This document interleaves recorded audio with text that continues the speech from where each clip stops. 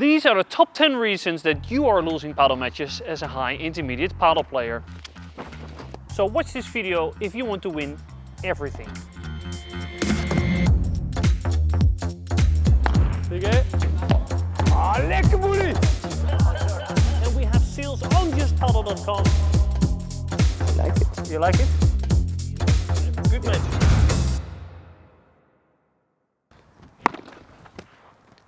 The first volley. So take a look at this clip. This is my first volley, ladies and gentlemen. So this is the #1 mistake that I make on the paddle court, is the first volley is sometimes absolutely terrible. When the ball is lower than the net, just play the ball back, don't do too much. When you're serving and you're going to the net, stop on time, don't do what I do in this clip. Don't do that, I was not stopping on time. And then my volley is terrible. If you stop on time and you make the split step, if it's high, you can do more. If it's low, bring it back and then wait for a better opportunity. A technical tip in this situation would be that you're not preparing the racket when you're going forwards when you do serve and volley. So what you want is pump and run with the racket, use their speed and that's it.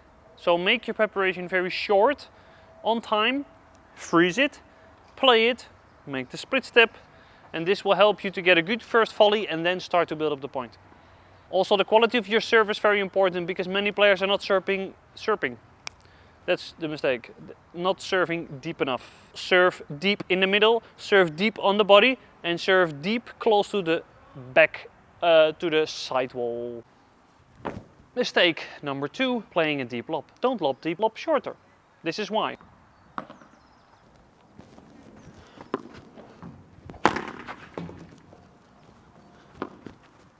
Yeah, this is much better as a lob. So if you lob this shorter bounce, I have to play the vibra, which is way better. Hasta luego. So make sure that you're lobbing the ball around the service line. It's better that somebody has to play like the vibra from this position than a bajada from far from the glass. So when you play the lob, the second bounce has to remain as close to the back wall as possible. If your first bounce is deep or you play like a semi-high lob, the ball's coming out a lot. So play a slice lob or play volley lobs like I show you in this clip, or play like a high lob that is bouncing on the service line. Don't do this. This might be the biggest mistake that people make. It's one of the most common ones, is lobbing whenever you are in trouble. Because we all think, okay, yeah, put the ball in the sky because yeah, you have some more time. No. So why shouldn't you play the lob when you are in trouble?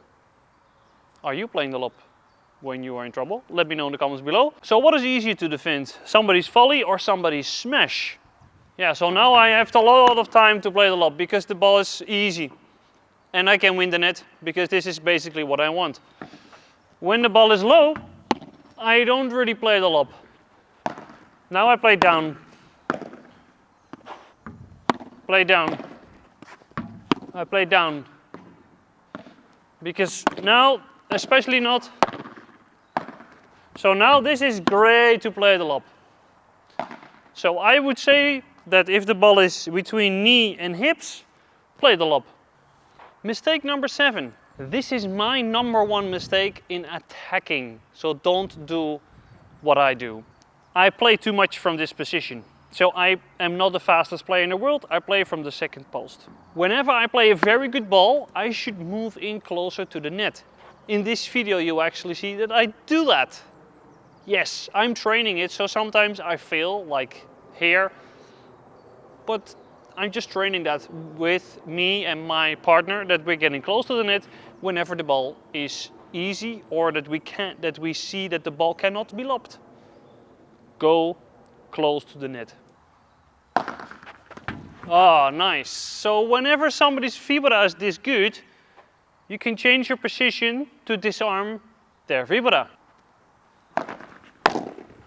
Hatsa. As you may know, every centimeter counts. Whenever somebody's vibra is really good, I'm going to step in and block it from this position, or maybe even from this position. My partner will help me to defend the middle. Whenever somebody's fibula is not that good, I'm just gonna defend from behind the line. So you can change your position depending on the skills of your opponent. And it makes a very big difference to be just over the line or just behind the line. Every centimeter counts. Mistake number 6. 3-ball rule. So you need to build up at least 3 balls to the same player. And everybody is switching a lot, especially those very good tennis players that likes to make all those angles. Why should you stop doing that? So here in this clip you see that we are defending against one attacker. So this attacker has to run every single time they have to play the ball. So he's running a lot, which means he can put less pressure on us. So in defending you should play more to one player, but in attack as well. In attack, it all starts here. If you play in the middle of the court, one of the players or 2 of the players are in the middle and the space is open in the corner. If they get it, you just play again in the middle or you play to the fence and you win the point. It may sound easy, but this is it, ladies and gentlemen. It's not more complicated than this. Mistake number 5. Is that you're not reading patterns of your opponent and their favorite shots and what they're going to do, the body movements. In this match that I'm showing you the clip, the left-handed player was playing rouleaus a lot to the fence. So whenever I see him in this position, I'm changing my defensive position in order to defend that rouleau. If I would not have done that, I have to use the fence or the glass every single time, and now I could take it before the glass. So you need to know that if the ball is in this position and the preparation of your opponent is here, that they're probably going to play the vibora. You need to know whenever somebody is arching their back that they're going to play the kick smash. You need to know what they are going to do before they actually play the shot. I'm also going to tell you one more secret. Every padel player has a pattern, even that they might not know they have one. So this could also be you that has the same pattern with your forehand volley, with your overheads, and you might not even know it. It's quite important that you tell your partner what kind of shots you like to play so your partner can adjust his or her position. And it's also good for you to know what your patterns are, because the patterns that you have are the reason that you may win the point or that you lose the point. So if you don't know that you have any patterns, it is quite challenging to create a tactic. If I play on the right side, I can tell my partner that I like to play my backhand on that side. If I play on the right side, I can tell my partner that I like to play my forehand volley to the fence. Why is this important information? If I would be my own partner and I know that the ball on the backhand is going in the corner, I'm going to help in the middle. If I know that my partner likes to play his forehand cross courts, I need to make sure that I am not waiting for the ball in this position. But whenever I see my partner playing the forehand volley, that I am running and covering my fence, because this would be open if my partner plays a forehand volley. If you don't know your patterns and the patterns of your partner, you might be 2 steps behind. Guess what plays easier? Guess what feels less stressful on the court, being 2 steps behind or 2 steps ahead? So let's record your own match and check if you have any patterns that you play. Check if your partner has any patterns. Check if you can find from your partner the patterns. Discuss it with your partner and create a game plan that you're going to play more to the right side or to the left side or to build up in the middle, because then everybody knows what's going on, at least on your side of the court. Mistake number 4, not having a training target. Many people are on the court playing a match and they have no clear goal on what they are going to do on the court. You need to have a goal in mind. So make sure that you are going to tell your partner, listen, every single time that I have the contact point around the service line, we're playing the chiquita and we're going to take the net. Every single time that you are getting the vibra, I am going to close in on the net and I will try to pressure with my position. Every single time I have the backhand volley, I'm going to play it in the middle and you are going to get closer to the net. Those simple tactics and simple goals or improvement goals is something that you need, because if you don't do this, you will be always stuck on the same level. And you're watching this video, so something tells me that you want to become better.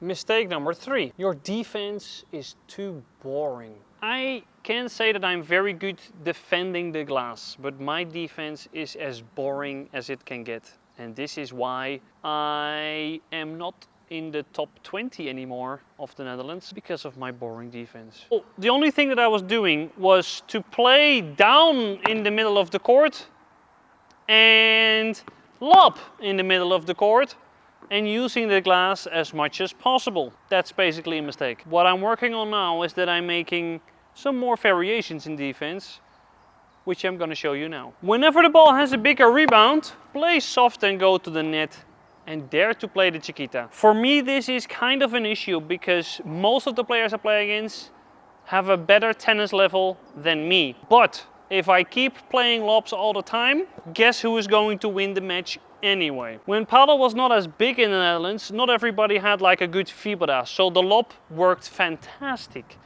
But I haven't been adjusting so much on the players that became better. And for those players, you need to have more variation with soft on the feet and high over their heads. So what I also have been working on is to play one softer and just move one step over the line and then play the volley lob. The volley lob is one of the most crucial things that you need to learn if you want to become a better player and a better defender. It's all about taking time away from the net players. If I am lobbing from this position, from very close to the glass, my opponents have a lot of time to play a good overhead. If I play the lob from over the service line, they have less time to respond and I can win the net and I can hold it. And also, the attackers have to run a lot. It's really difficult for them to cover the court and to play a kick smash or a good fibra. They have to play ganchos or they have to let the ball pass. What also lets you down is now everybody becomes good in blocking. So whenever the ball is fast, you need to play a fast block back because some volleys are too good to use the glass. So I have been overusing the wall. What I should have done is to train actually. What we should not train is blocking. Players are getting very good volleys. So blocking those softer ones, or here with the side wall, still play with spin on the feet, like I show you in this clip, is crucial in order to keep your ground in defense. So remember, what is more challenging to defend? An easy overhead or an easy volley? Mistake number 2, not reading your partner. I put this at number 2 because I think it's one of the most important ones. We already spoke about creating tactics to create a plan, that you have some basic structure in your Padel games. You can actually take this 2 ways. How can I be a better partner to my partner, and how can my partner be better to me? Imagine this is the situation, but this is the situation a lot. You're not listening to your partner at all. I have my own music in my head and I'm just going to play a lot of balls cross, and I'm not going to listen to my partner, or I'm not going to speak about any tactic whatsoever. Do you feel like that you have your headset on, or do you feel like that your partner has his or her headset on? Keep watching the video. So it's time to unplug it and to put the audio cord into your partner. So rule number 1, what is the plan? So play with structure. Before you serve, Tell your partner, I'm going to serve in the middle. Ask your partner, hey, where are you going to serve? Or take charge, or ask them what they would like to do. Rule number 2, every single time you're going to start your point, make a connection with your partner. I want you to look in the eyes of your partner and have contact. The worst thing that you can do is your partner makes a mistake and you're turning your back to your partner, which happens too often. You don't have to high five every single time. Sometimes you can also do the box, for instance, but you need to have a connection. Look into the eyes of your partner, high five, box, or chest bump. Something, but to have a connection and to show your opponents that it's two people that they are playing against and not two individuals. Rule number 3, and this is accept good mistakes, don't accept bad mistakes. So if the goal is that I need to play my vibra more, but I'm making a mistake, this is a good mistake, and you as my partner need to accept the fact that I have to work on my vibra and that I'm going to make some mistakes.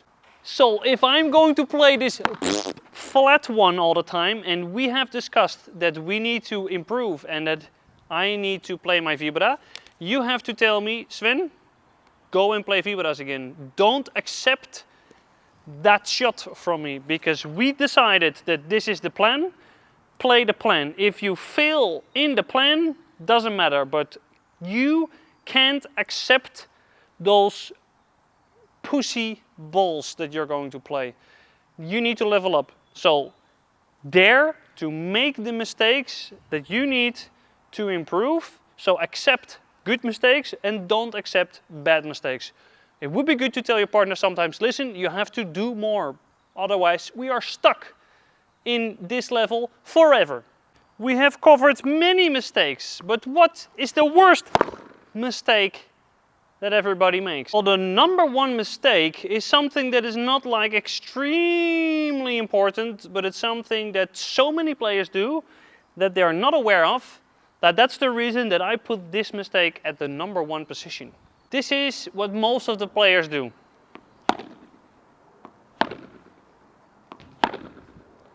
What did I do? I played 3 balls in a row with the exact same speed. So what should you do?